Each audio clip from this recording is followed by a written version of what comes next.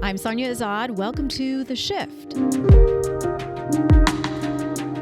a place to inspire growth, resilience, and wisdom, real connection, healthy conversation as we navigate life's changes and challenges together. Because, as I like to say, we are all each other's teachers. Thanks to our friends at the Villages of Lake Highlands for making this podcast possible. Hair and makeup generously provided by Glam House Collective. Hi, I'm Sonia Azad. Welcome to The Shift. We are at Dallas Irby today, and I'm with my friend Jennifer Austin from VNA. It is so good to see you. Great to see you too. Thank you. I'm starting off each episode just by asking folks, how are you doing today in one word? Our little one-word check-in. Oh, peaceful. Peaceful today. Oh, yes. We all love to have a peaceful day. I love that. It takes intention, but yes. Yes, it does. Moment to moment. Yes. Tell everybody what VNA is, just in case they aren't aware. Sure. So the Visiting Nurse Association is a nonprofit organization. We were actually founded in 1934 by some tenacious nurses and a couple of women in the community who saw a need during the Depression to provide care in the homes or wherever people called home at that time, mostly living in tent cities in West Dallas. And over the years, we've evolved to primarily focus on senior care.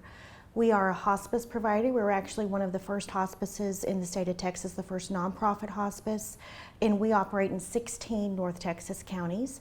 And we also are the Meals on Wheels provider for all of Dallas County. Yeah, and I met you, I think, originally through the Meals on Wheels volunteering. Yes. When I moved to Dallas, it was the woman who my first interview, I'll never forget, Jan. Yes, Jan McClendon. Yes, who said, you would be great as a Meals on Wheels volunteer, come to VNA, and that's how, the roots started growing, and I'm just a big fan of you, but also all of the great work that VNA does.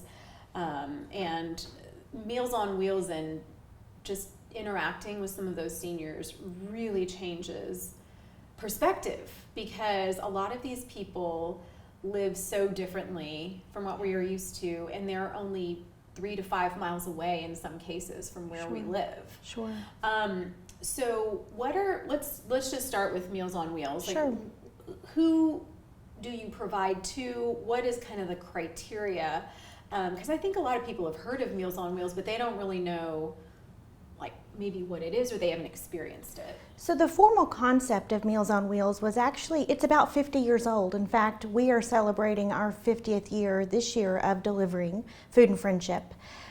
So it was really started as part of the Older Americans Act in the 60s. Before that, some churches and other community-based organizations saw a need to provide food to people who were isolated in their homes. We really call them the hidden hungry, just as you were saying. They are our neighbors, but they are elderly or disabled and frail, and aren't necessarily ready to go to a facility or a nursing home, but need some extra support. And so not only do these programs like VNA provide food, so it's a third of a senior's daily intake, it's a hot meal with a cold meal component, but more importantly, our volunteers and our staff are providing eyes and ears. We're providing that social nutrition, that connection that so many of us need and don't necessarily have as we age. And some of these folks are completely alone. They have no one else to visit them. Some have family, but they're working like us. And it's just another added security for someone to go check on them just to see how they're doing and have that relationship and that friendship. Yeah, one of the most impactful kind of ride-alongs that I did, I remember it was on Christmas, and I spoke with a gentleman who was in a wheelchair, and I just said Merry Christmas. I gave him what we had, and just the 5-minute conversation felt so good. And I asked him if he'd be seeing family, and he said, no, they live really far. And I go, oh, where do they live? And he said, Houston. And I'm like, that's not far. We're in Dallas, And so it just made me feel so bad to think that that person was alone. And you don't know how long they are alone. Yeah, it is It is really a growing pandemic isolation. And it was already a problem before the pandemic. Adding on that forced isolation just made things worse. And we know that it has significant impacts on your health. If you are alone, you are more prone to heart disease, diabetes. Falls is a significant issue with people that live alone. And there's studies. So not only do we know that it feels good, but there are studies that show that a really simple thing like delivering a meal midday and checking on someone can save a lot of money in healthcare savings. It helps people stay in their homes as long as they can, which is really where they want to be. We see success as someone that can safely age in place. Of course, there's some situations it's not safe, and that's where a Meals on Wheels volunteer or a staff member, we have a lot of ways to get feedback about clients. We can check on them and have one of our nurses go out and see if they need a higher level of care. Is it time to transition? Is it time to provide some extra support in the home? And these folks don't have someone to advocate for them, and that's what we do. How many clients do you serve? And is that number growing? Are you looking to serve more? And how do people get on the list, so to speak, if they're like, oh, well, yeah, this is something that I need? Sure. So there are Meals on Wheels providers throughout the country. So for Dallas County, we are the primary provider. You can simply go to our website, complete a form. If you are a neighbor or a church member who has a parishioner or a friend that might need this, then you can ask them if you can fill out that form for them. It's just some simple questions to see what type of payer you would be eligible for.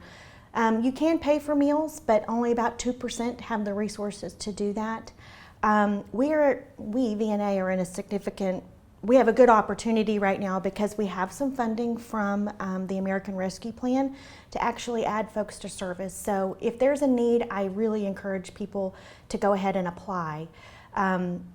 Typically, a Meals on Wheels client lives alone or has limited access to someone in the home, has limited access to food, inability to safely prepare food, and lower income, and maybe suffer from some chronic conditions. So we'll ask those questions and see if that meets the need. A senior for us is considered 60 or older, but there are some funding sources that are available for people who are disabled and or younger than that age. But the majority of people that we serve are, over 60. I think about 67% of them are over 80.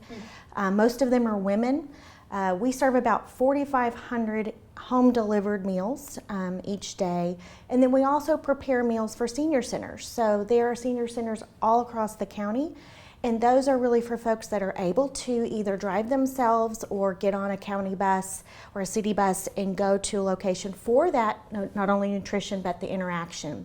When someone transitions to where that's really not possible, then that's where Meals on Wheels would be an option for us. So you've been to our kitchen, and it's really a daily miracle of preparing about 6,000 meals every weekday.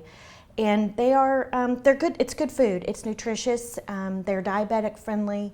It helps with portion control. People know how much they need to eat. It's already hot and already cold, so there's no need to do any preparation work around that. So if there's someone that has arthritis, really can't open up cans or stir, or maybe shouldn't be cooking at a stove, this is a really good option. And for folks that are higher need, we do provide breakfast meals, sometimes additional meals for the weekend. But the majority of them can really manage and use the help with just that midday meal. Yeah, it's a very thoughtful approach to providing food because, as a volunteer, I'm not thinking about someone having arthritis and having trouble opening something. Sure. But there have been times where, someone says, can you help me to put it in my refrigerator? Can you help me to open this before you leave? So that's when it's brought to my attention, for instance. When it comes to volunteers, I know that during the holidays, I always see so many people out there, and that's great. But what is it like for y'all from January basically through November? Is there a need for people to volunteer, and what do you need people to do?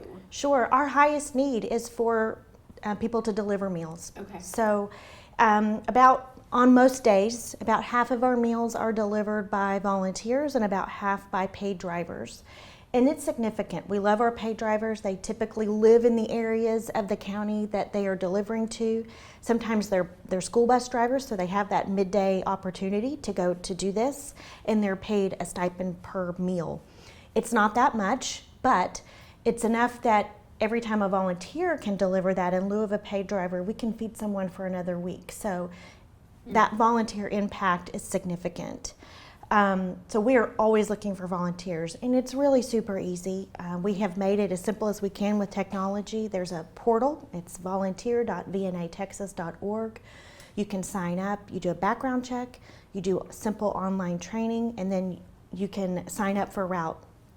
Folks can sign up to do it once a week, once a month, once a quarter, once a year, or just when there's a need. You know, a couple of days they say, you know, they can look at their week that week and say, I have Tuesday lunch break off. You know, I can sign up to deliver meals, and it's really that simple. And we have drop sites. Basically, all the meals are made in our kitchen, and then our trucks deliver them to 26 different locations around the county. So, for example, if you are in Seagoville, you don't have to drive to Mockingbird to pick up those meals. We have a location there to pick that up. So you're actually picking a spot that works for you, that's close to where you are, that's convenient, and you're picking a day that you want to do that. And our meals are generally picked up around 10:30, but really the state of Texas, because of the freshness of the food, we need to deliver that between 10:30 and 1:30. Okay. And something that I've learned, and it takes about an hour or less. It's so fun. And something that I've learned is, like, if you can do the same route over and over, it's so cool because you see the same people and you develop a relationship with them and you develop a connection. You call it something, social nutrition. Yes. Yeah. I learned that from you because I was like, oh, I love the way that sounds and feels. Yeah. And it really is kind of life-giving or soul-giving for these people and for the volunteers. Absolutely. In fact, you were delivering with me on Christmas, this past Christmas, and my husband and I have the same route. We deliver every Thursday. We've had that since COVID, when we had to discontinue volunteers. It was just staff picking up those routes just to keep it a little safer. So we've really developed some close relationships, and we visited a friend who was about to turn 100. Yeah. And Lala turned 100 in January. She recently passed away, but she made it to her 100th birthday. My husband and I went to her service last weekend, and just to hug the family and be welcome. You know, I think you saw some of my friend Rufus, who always asks about my daughters and how they're doing in track, and you really develop a friendship, and it's authentic, and the feeling is mutual. Yeah. How did you, because I think, you know, so the people we are speaking with for this Healthy Aging series are generally seniors. And you are not. And I think people might go, why? How did she get it? Why are you passionate about this? So fill in the gap for us there. You know, I've been in ministry and nonprofit work for 25 years on a variety of things. I stayed home for a bit to raise my girls, and I began at VNA. I'm in my 10th year. And what was interesting to me, I had recently, a few years ago, 10 years ago or more, I was helping my aunt, who, they didn't have children, my aunt and uncle, and my uncle was very ill. And I think that as much as we think we know, I felt, and my aunt felt, ill-equipped to handle all of the decisions that we had to make. And when I found out more about VNA, and that it is more than Meals on Wheels, that we'd have this hospice care, but more than that, we're an aging resource, I thought, wow, gosh, people my age need to know this, because we are that sandwich generation where we have children that we're caring for and aging family members who we need to be aware before there's a crisis, because in my experience, making decisions, understanding types of care during a crisis is very challenging. And I don't feel like you give yourself or your loved one the right opportunity to make the choice that's best. And so there's always going to be surprises along the way, but the more I can help people like me prepare and have conversations that are not fun to have, they're sometimes tough, but the more we can talk about it in an open way when you're not in a panic, the more that helps, and it just brings so much peace to families. And I've seen families in both situations, and I've experienced it both ways. So fast forward a few years, my stepdad was ill, and he was on our hospice care. And having the knowledge to have conversations early on about what he wanted, where he wanted to be. Did he want to pass at home? Did he want to pass in a hospital? What types of care? How far did you want us to go? Just having those conversations ahead of time brought a lot of peace because we knew we were doing what he wanted. Mm-hmm.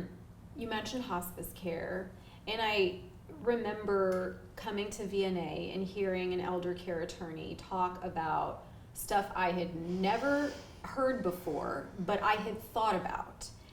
I had never broached the topic with my parents because, like you said, it's kind of tough, it's uncomfortable, no one wants to talk about death or dying, but this phrase of dying with dignity kept coming up.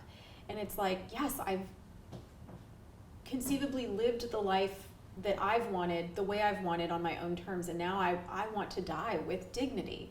And I think there are systems in place to help people do that. So what does that look like for people who, I mean, like me, I was sitting in that room and going like, oh my gosh, like my friends my age need to hear this information. Sure. So we try to connect people to those resources. We have a lot of free information on our website. I think first starting with documents. What documents do I need to have in place? So not only do I need to take care of my assets if I have any, which most of us at some point do, but I also need to, what do I want to happen to me? If I'm really ill, how much do I want to be put on a ventilator? You know, really what are those decisions? And talking to my children or my spouse or my parents about that, because the last thing you want is for your wishes to not be met if you haven't expressed them. And it also gives a lot of peace and permission to the family. This is what I want, and being clear about that. If you're not sure, then doing some research and at least having a conversation of hypotheticals so that family members can know. And that's important for someone, my age. And it's also important for my family. So understanding those documents, who's going to make a decision if I can't make a healthcare decision for myself? That's a really touchy one because if you have multiple siblings, you have a spouse, gosh, who's making that decision? So you really need to pinpoint one person and a backup. So those are some technical things. And then I think there's more, what does dying with dignity look like for me? Do I want to be at home? Do I want to just have medications and care that's going to manage my symptoms after I've exhausted all of the curative things? That I think that a lot of people have in their mind what hospice, it's not necessarily a place. It's a type of care and it's holistic care. I think people think it's just in the last hours, and it's really not. If someone has been ill for a while and they have a terminal diagnosis, it's really for if the disease were to take its normal course, it's for 6 months or less. And we see a lot of people that take advantage of that hospice benefit earlier. They're going to live longer and better because they're not in and out of a hospital with that added stress. They're really focusing on living and not fighting. And sometimes those decisions are hard to come to, and there's really no wrong or right answer. But I think having a conversation and knowing in your own mind, what do I think would be best for me? What would be best for the caregivers and for my family? And hospice, as I mentioned, is that holistic. So you're getting a doctor, you're getting a nurse, you're getting an aide in the home if you need it, you're getting volunteers to come sit with a patient so that their wife can go get their haircut or go to the grocery store, or running errands for them. A social worker to make sure that there's other needs that are met in the home. We also have a child life specialist now. We have 2 of them. And so if there's children in the home or grandchildren or children in the home, that someone is actually focusing on them for that anticipatory grief, knowing that something's happening, understanding, processing those feelings. And then after the fact, we provide up to 13 months and sometimes longer of care, and we keep in touch with that family just to provide that extra support and connect them with support groups that we host or that are hosted other places. I think it's beautiful to have expertise to help navigate this major shift in life. Now, when you list all those things, I think some people may hear that and go, that sounds expensive. It's not. It's actually, if you are Medicare age, then it's completely covered, and the family is not paying for any of that care. It's 100% covered by Medicare. Most insurances also provide it. There are some that are in between. If you're younger and you've exhausted your benefits, or your insurance doesn't necessarily have that, that's what I do. I raise money to support those people. So we don't want money to be a reason why you don't get the care that you need in the home, wherever that might be. And you talked about a lot of resources that are available, just kind of separate from these two things we've talked about. You do so much. Sure. What are some of the things that I think might surprise people that you all do or can offer that they don't even think about or know about? Sure. So we have a lot of resources on our website. We host a podcast called Aging Well with VNA, and we talk about a variety of topics. We just had an elder care attorney on talking about types of care and who pays for it. We have a chat feature, and it's actually manned by a real person, real people. And I get these notifications, and I'm surprised, I guess somewhat surprised, that we get a lot of chats in the middle of the night of people just panicked because mom's been in the hospital, she's being released, I don't know what to do next. And I think that there's a misunderstanding about what people need to pay for, what families pay for, what is covered by Medicare, what's not covered by Medicare. And when you haven't looked into that ahead of time and you're faced with a decision in an immediate way, it's panic inducing. And so we try to provide like the podcast or just a bunch of resources. We have actually a whole area where you can create documents that are, that you can use. We always recommend an attorney, but this is a good place to start if you don't have any. It's called Giving Docs. You can go to our website and find that. But I think just understanding, what covers what, that's probably the biggest question, and who pays for what. I think people are shocked and by the sticker shock of it all. And unfortunately, in our country and in the state in particular, there's not a lot there. There's not necessarily the resources that one would hope would take care of someone who's very ill or can't be by themselves. Do you ever see that changing? I don't know. I think we're working on it, and we have community liaisons that will call and just kind of walk through that. What are the options? And that's for anybody, not for just our Meals on Wheels clients or not just for our patients. Anybody can call. You can email gethelp@vnatexas.org and ask those questions. If we don't know, we're going to point you in the direction of someone who does. I feel like everything that you've mentioned with regard to hospice and preparing and planning is such a privilege that we should take advantage of. Yes. Because if we are taking in this information, having these discussions, filling out the documents, understanding the wishes, communicating all this stuff, that means nothing bad has happened yet, right? But so often we're met with that something happens and now what do we do?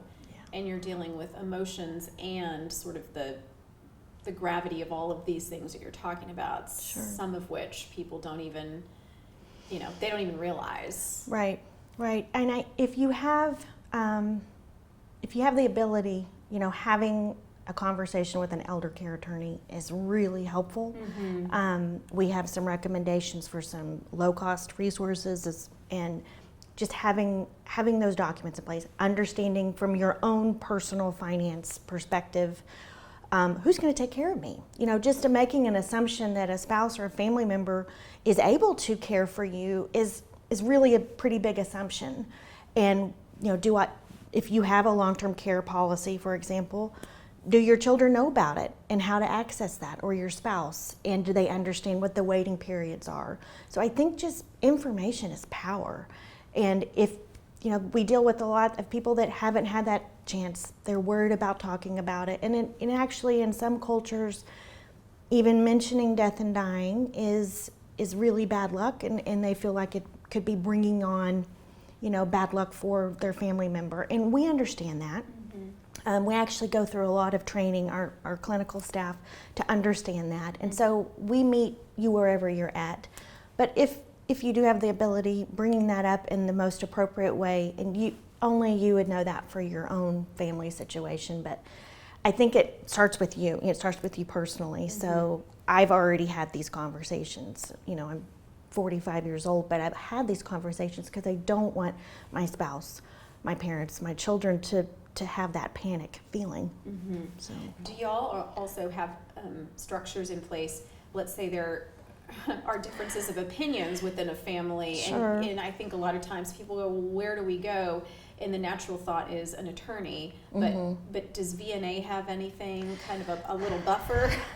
I think that when if you're on our care, if you are part of the hospice program, we are going to be there as a resource and provide information. Okay. And we have a physician. You can continue to see your physician. I think that getting information from someone who knows, who is not in an emotional place, is super helpful. And this is where you individually really have that responsibility to communicate what you want. And find that person who is going to execute the plan that you've put in place. If that hasn't happened, we have seen that, and I think all we can do is provide a listening ear and really focus on the patient. If the patient still has the ability to communicate, obviously the decisions are still being made by the patient. Yeah. So if not, then it's we go to the next person. But yeah. VNA.org, VNATexas.org. Yes, VNA Texas, spelled out, TEXAS.org. Okay. I could talk to you forever. I just wanted to at least start here for people who have no clue about all of the wonderful things that you all do and all of the people you help. So thank you so much. And I look forward to continuing our conversation and learning more from you and everyone at VNA as the years go on. Thank you for this opportunity. Yeah, of course. Thank you all for watching The Shift. I'm Sonia Azad. Feel free to comment, like, share, and subscribe. We'll see you next time. Today's podcast is sponsored by my good friends over at the Villages of Lake Highlands, one of the premier senior healthcare facilities in town. It's part of a campus offering a full array of senior services, including independent living, short-term rehab, skilled nursing, memory care, and outpatient therapy. Kelly Wolf and his wonderful team of physicians, nurses, and therapists provide outstanding, compassionate care.